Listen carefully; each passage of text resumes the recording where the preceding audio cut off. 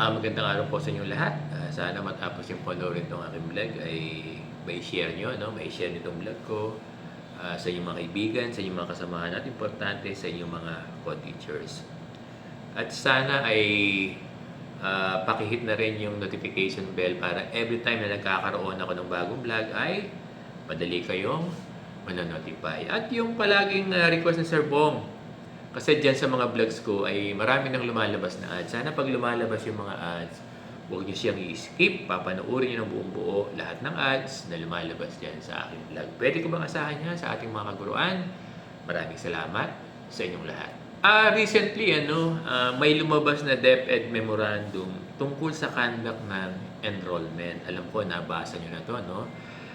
Sabi doon sa DepEd Memorandum, magsisimula ang enrollment sa lahat ng public schools sa buong bansa, both elementary and secondary. Magsisimula ito ng July 3 at matatapos ang enrollment ng July 26. Pero alam ko, may mga schools na nagsimula ng kanilang enrollment ng June, pero yung mga nag-facilitate ng kanilang enrollment ay yung kanilang mga department heads.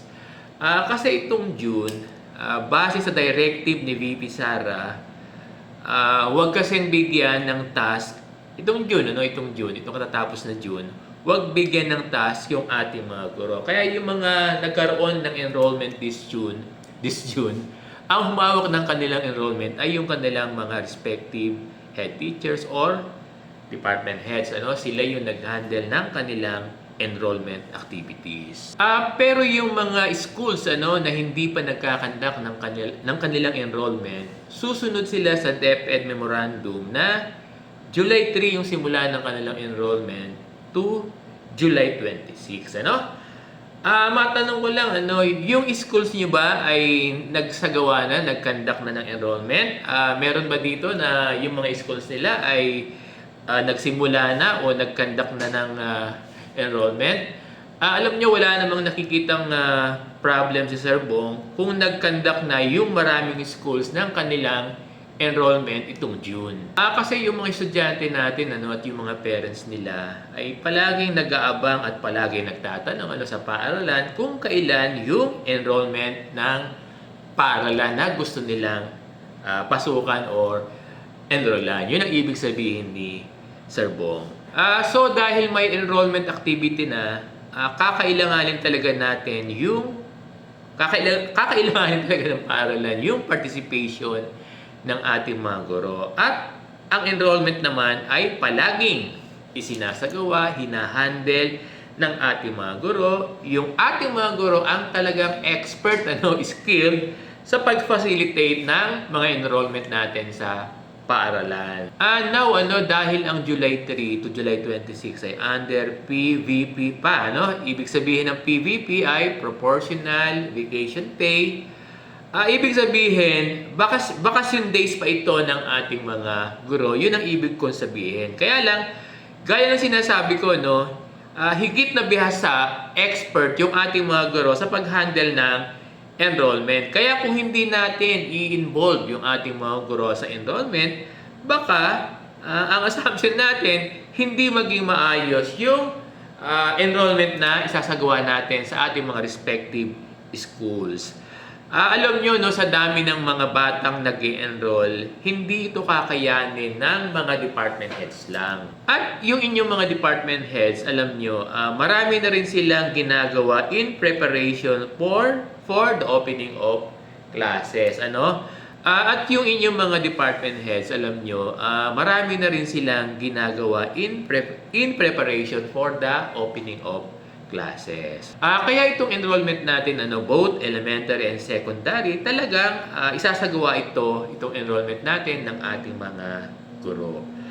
Kung mga guro natin ang talagang kailangan sa enrollment days, mga enrollment activities natin, ang tanong ng ating mga guro, pwede ba silang bigyan ng leave service credits or itong tinatawag natin na vacation service credits? Ang sagot ay pwede.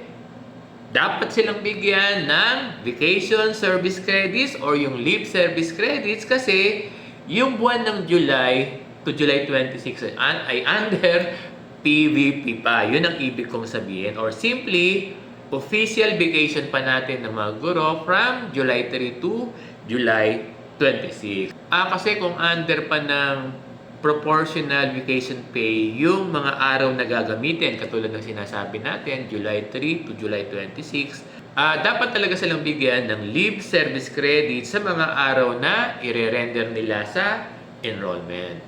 Kaya sa lahat ng mga guro, listen to this, na magre-render ng work for enrollment from July 3 to July 26, kayo ay entitled for leave service credits or yung tinatawag natin na vacation service credits. Sa leave service credit, requirement yung DTR. Kaya dapat yung mga guro natin ay magla-login kayo sa inyong DTR. So itatanong nyo, Sir Bong, ilang oras po ang dapat i-render daily para magkaroon ng isang leave service credit? Alam nyo, standard ito, no? Dapat gumugol kayo ng 8 hours per day para magkaroon kayo ng isang leave service credit.